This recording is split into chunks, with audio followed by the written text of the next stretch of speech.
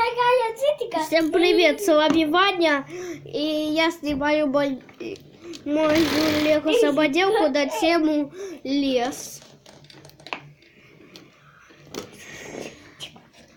Тут є такий чоловічок, він один.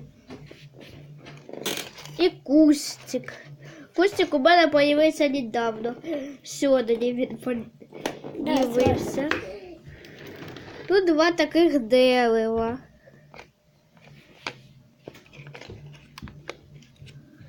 А ну-ка, ще я їх достану.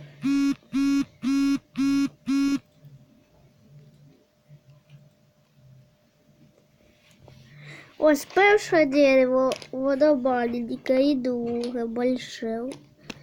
Ось друге.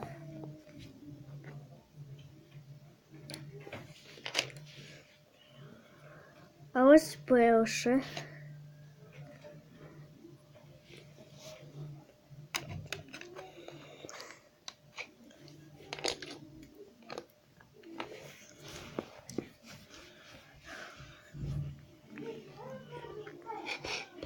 І ще тут є така маленька стежка.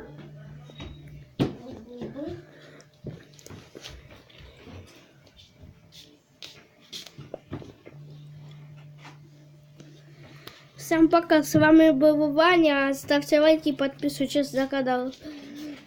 Пока-пока.